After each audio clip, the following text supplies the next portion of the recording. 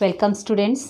आज का हमारा टॉपिक है बायोटेक्नोलॉजी का applications in the field of medicine, यानी चिकित्सा के क्षेत्र में बायोटेक्नोलॉजी का एप्लीकेशंस किस तरह से होता है वो हम देखेंगे।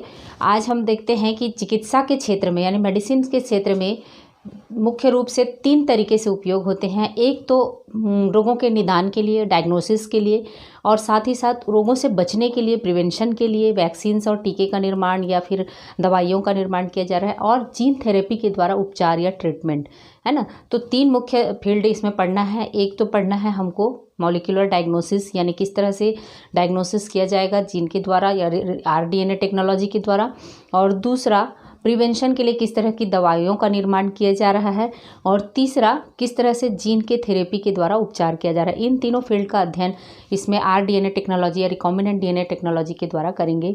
रिकॉम्बिनेंट डीएनए टेक्नोलॉजी के द्वारा निर्मित जो औषधियाँ होती हैं, है ना, ये औषधियाँ अधिक प्रभावी होती हैं। 3 तरह से सुरक्षित करती हैं मनुष्यों को या ह्यूमन बींग्स को, कि सबसे इसके द्वारा निर्मित जो दवाइयाँ होती हैं एक तो अधिक सुरक्षित होती हैं, साथ ही साथ मोर इफेक्टिव होती हैं, यानी कि अधिक प्रभावी होती हैं, और साथ ही साथ इनको बहुत अधिक मात्रा में औद्योगिक स्तर पर उत्पादन किया जा सकता है आरडीएनए टेक्नोलॉजी के द्वारा, रिकॉम्बिनेंट डीएनए टेक्नोलॉजी के द्वारा। और इसके द्वारा उत्पादित जो औषधियाँ होती हैं अधिक सुरक्षित, प्रभावी और अधिक मात्रा में उत्पादन किया जा सकता है। साथ ही साथ इनका कोई भी प्रतिकूल प्रतिरक्षात्मक प्रभाव नहीं पड़ता है, यानी बॉडी में किसी भी तरह का प्रतिकूल प्रतिरक्षात्मक प्रभाव नहीं पड़ता है। क्योंकि आरडीएनए टेक्नोलॉजी के द्वारा जो निर्मित औषधियाँ होती हैं वो उससे रिलेटेड जीन को ही लेकर बनाई जाती हैं, क्योंकि औषधियाँ ड्रग्स जो होती हैं वो ड्रग्स क्या होते हैं, हार्मोन होते हैं या प्रोटीन होते हैं, और हार्मोन और प्रोटीन का उत्पादन कहाँ से होता, वो उनका निर्माण कहाँ से हो रहा है, प्रोटीन की सिंथेसिस डीएनए में निहित कोड के द्वारा। और डीएनए क्या है, डीएनए में क्या है, जीन स्थित है, तो उन्हीं जीन के द्वारा जो प्रोटीन का निर्माण होता है उन्हीं से दवाइयों का निर्माण किया जा रहा है। तो आरडीएनए टेक्नोलॉजी के बारे में हम रिकॉम्बिनेंट डीएनए टेक्नोलॉजी का पूरा विधि, पूरा प्रोसेस पढ़ चुके हैं पिछले चैप्टर में। उसमें हम देख चुके हैं कि किस तरह से एक डीएनए को, किसी सोर्स डीएनए को निकालकर दूसरे वेक्टर के साथ में जोड़कर रिकॉम्बिनेंट डीएनए बनाया जाता है, फिर उसको बैक्टीरियल सेल में प्रवेश कराकर माने कई सारी उनकी कॉपीज़ तैयार की जाती है, तो वो डीएनए से फिर प्रोटीन का निर्माण होता है। ये पूरा प्रोसेस हम देख चुके हैं। आज सिर्फ हम मेडिकल फील्ड में किस तरह से इसकी उपयोगिता है वो देखेंगे। तो पूरे विश्व में लगभग 30 प्रकार के ड्रग्स या मेडिसिन जो हैं वो आरडीएनए टेक्नोलॉजी के द्वारा बनाई जा चुकी हैं। उनमें से मात्र 12 जो ड्रग्स हैं या 12 दवाइयाँ या औषधियाँ जो हैं वो इंडिया में मतलब मनुष्यों के लिए प्रयोग की जा रही हैं, 12 मात्र, है ना। 30 जो है वो पूरे विश्व में स्वीकृत किए जा चुके हैं और 12 जो है वो इंडिया में स्वीकृत हैं।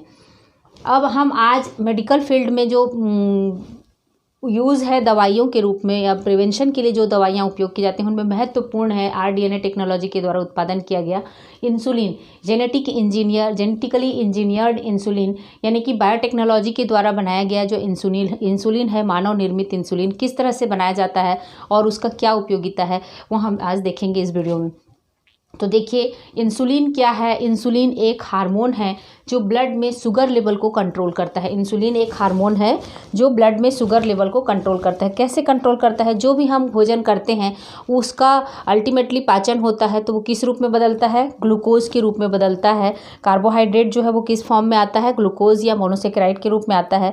अब ये अधिक मात्रा में यदि जमा हो जा रहा है बॉडी में तो इंसुलिन हार्मोन जो पैंक्रियाज के द्वारा स्रावित होता है या अग्नाशय के द्वारा स्रावित होता है, ये हार्मोन उसको लगातार ग्लाइकोजन के रूप में बदलता रहता है ताकि ब्लड में शुगर का लेवल या ग्लूकोज का लेवल अधिक ना हो।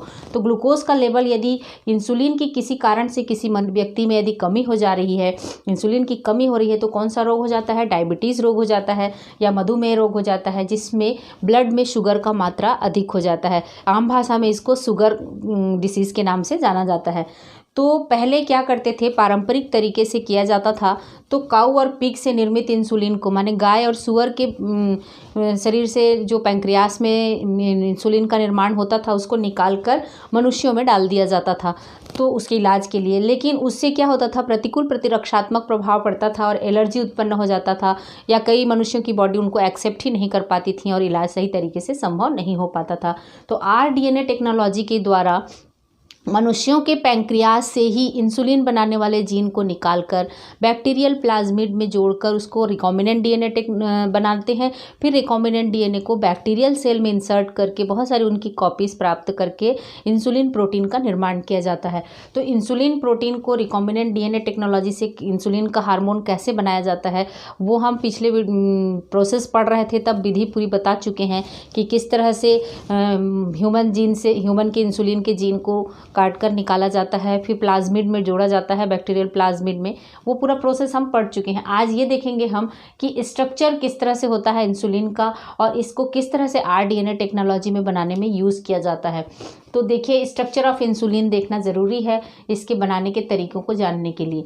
तो इंसुलिन जो ह्यूमन की बॉडी में जो सिक्रीट होता है या बनता है सबसे पहले, वो इंसुलिन इनएक्टिव फॉर्म में होता है, प्रो इंसुलिन कहलाता है ना। और बाद में जब वो मैच्योर होता है या प्रोसेस्ड होता है तब एक्टिव फॉर्म में आता है और मैच्योर इंसुलिन कहलाता है। तो दो फॉर्म में होता है। प्रारंभिक रूप में इसमें इंसुलिन जो सिक्रीट होता है उसको प्रो इंसुलिन कहते हैं, जो इनएक्टिव फॉर्म में होता है। और बाद में जब मैच्योर हो जाता है या प्रोसेस्ड हो जाता है तब वो मैच्योर इंसुलिन कहलाता है, जो एक्टिव फॉर्म में होता है। तो इंसुलिन क्या है? एक प्रोटीन है। जो प्रोटीन किसके बने होते हैं? एमिनो एसिड की चेन के बने होते हैं, जिसको कहा जाता है पॉलीपेप्टाइड चेन। तो प्रत्येक प्रोटीन पॉलीपेप्टाइड चेन के बने होते हैं और वो किसके बने होते हैं? एमिनो एसिड्स के बने होते हैं। तो इंसुलिन का जो प्रो इंसुलिन होता है, इनएक्टिव इंसुलिन, वो 3 चेन से मिलकर बना होता है, ए, बी और सी। ये देखिए, ये ए, इधर से पिंक कलर के बी और ये है सी, 3 चेन से मिलकर बना होता है। तो पहला चेन जो ए होता है उसमें 21 एमिनो एसिड होते हैं, बी जो होता है उसमें 30 एमिनो एसिड होते हैं और सी जो होता है उसमें 33 एमिनो एसिड होते हैं। तो टोटल कितने हो गए? 81 एमिनो एसिड्स जो हैं वो इसमें होते हैं प्रो इंसुलिन में। तो ये इसका स्ट्रक्चर है प्रो इंसुलिन का। अब मैच्योर इंसुलिन या एक्टिव इंसुलिन में 2 प्रकार के चेन होते हैं, ए और बी। ओनली ए और बी होते हैं। प्रोसेसिंग या मैचुरेशन के दौरान ये जो सी चेन है वो कट कर निकल जाता है और सिर्फ ए और बी चेन बच जाता है मैच्योर इंसुलिन में। तो मैच्योर इंसुलिन में फिर एमिनो एसिड्स की संख्या कितनी होगी? 21 ए चेन में होंगे और 30 जो होंगे वो बी चेन में होंगे और टोटल कितने? 51 एमिनो एसिड्स जो होते हैं वो मैच्योर इंसुलिन में होते हैं। तो यदि ह्यूमन पैंक्रियास के इंसुलिन जीन को काट कर निकाला जाए तो उससे डायरेक्ट जो होगा वो कैसा सिक्रीट हो, कैसा इंसुलिन का प्रोडक्शन होगा, उसमें कैसा प्रोटीन का उत्पादन होगा? इंसुलिन का, प्रो इंसुलिन का। उसमें एक एक्स्ट्रा सी चेन है, तो उससे तो फिर डायबिटीज़ का निदान नहीं हो पाएगा। तो उसके लिए फिर प्रोसेस्ड इंसुलिन को प्राप्त करने के लिए एली लिली नामक कंपनी ने, एक अमेरिकन कंपनी ने, एली लिली नामक कंपनी ने 1983 में क्या किया? ह्यूमन इंसुलिन को बनाया आर्टिफिशियली, उसको कहा गया ह्यूमिलिन, है ना। तो उन्होंने क्या किया? ये सी चेन इसमें माने इसमें प्रोडक्ट इसमें उपस्थित ही ना हो, इसका उपाय करने के लिए उन्होंने क्या किया? इसमें जो ए चेन में एमिनो एसिड का सीक्वेंस था वो अलग से सिंथेसाइज किया और बी चेन का सीक्वेंस को अलग से सिंथेसाइज किया। तो उसके लिए क्या किया?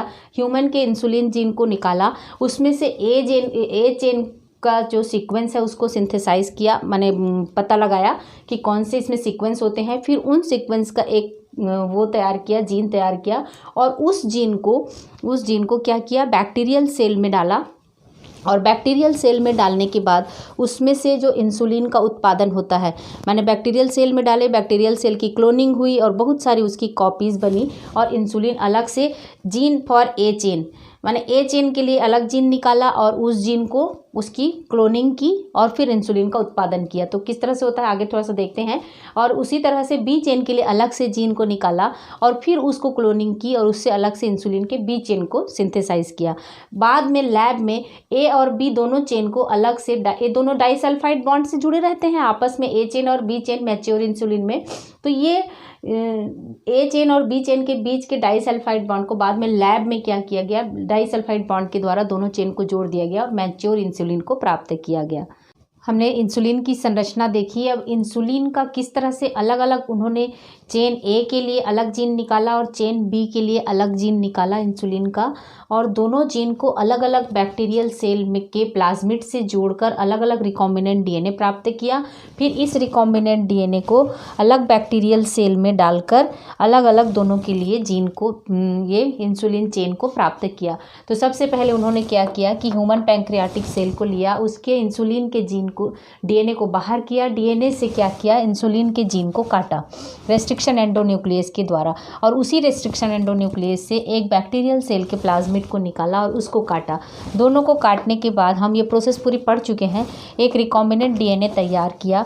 अब इसको जीन ट्रांसफ़र मेथड के द्वारा, विभिन्न मेथड्स के द्वारा करते हैं, तो जीन ट्रांसफ़र मेथड्स के द्वारा इसको क्या किया बैक्टीरियल सेल में ट्रांसप्लांट कर दिया, माने उसको प्रवेश कराया। उससे क्या हो गया, ये बैक्टीरियल सेल क्या बन गया, ट्रांसफॉर्मेंट बन गया। अब इस बैक्टीरियल ट्रांसफॉर्मेंट सेल को की क्लोनिंग की गई, जीन की क्लोनिंग की गई, इसकी जीन क्लोनिंग मेथड के द्वारा कल्चर किया गया और बहुत सारी इनकी बैक्टीरिया इसमें ग्रो किए। तो जितनी बार बैक्टीरिया ग्रो करेंगे उतनी ही बार ये इंसुलिन का जीन जो है वो उसमें सिंथेसाइज होगा, है ना, वो भी कॉपी हो जाएगी, उसके जीन की भी कॉपी हो जाएगी। अब इतने सारे जीन की कॉपी हो गई है तो सारे जीन से फिर क्या हो गया, इनसे चेन ए के लिए अभी चल रहा है ना, चेन ए के जीन को लेकर किया और इस तरह से चेन ए जो है वो सिंथेसाइज हो गया, यहाँ से एक्सट्रैक्ट करके निकाल लिया चेन ए को, है ना, प्रोटीन चेन ए, इसका इंसुलिन का चेन ए को प्राप्त कर लिया। अब दोबारा उन्होंने इसी प्रयोग को दोहराया चेन बी के लिए, यहाँ से इंसुलिन का चेन बी के लिए जिम्मेदार जीन को काटा और उस जीन को फिर रिकॉम्बिनेंट डीएनए टेक्नोलॉजी के द्वारा आरडीएनए का निर्माण किया। आरडीएनए फिर जीन ट्रांसफ़र के मेथड के द्वारा बैक्टीरियल सेल को ट्रांसफॉर्मेंट बनाया और बैक्टीरियल सेल में ट्रांसफ़र किया। फिर इस बैक्टीरियल सेल की फिर से दोबारा क्लोनिंग की गई, दोबारा क्लोनिंग करके इस चेन बी को प्राप्त किया गया, है ना। तो इस तरह से अब दो चेन ए और चेन बी प्राप्त हो गया, उन्होंने सिंथेसिस कर लिया। अब इन दोनों चेन ए और बी को लैब में क्या किया, डाइसल्फाइड बॉन्ड के द्वारा जोड़ दिया और इस तरह से मैच्योर इंसुलिन का निर्माण हुआ और इस इंसुलिन का नाम पड़ा ह्यूमिलिन। इस मानव निर्मित जो इंसुलिन था उसका नाम पड़ा ह्यूमिलिन। तो ये ऑब्जेक्टिव के क्वेश्चन बनते हैं कि मानव निर्मित इंसुलिन का नाम क्या है और उसमें कितने चेन होते हैं, ये सब आप अच्छे से ध्यान से कर लीजिए। कितने, प्रत्येक चेन में कितने अमीनो एसिड होते हैं, टोटल कितने अमीनो एसिड होते हैं, सी चेन एक्स्ट्रा जो है वो किस में पाया जाता है, तो प्रो इंसुलिन में पाया जाता है। तो ये हो गया इंसुलिन से। हम आगे पढ़ते हैं जीन थेरेपी क्या है।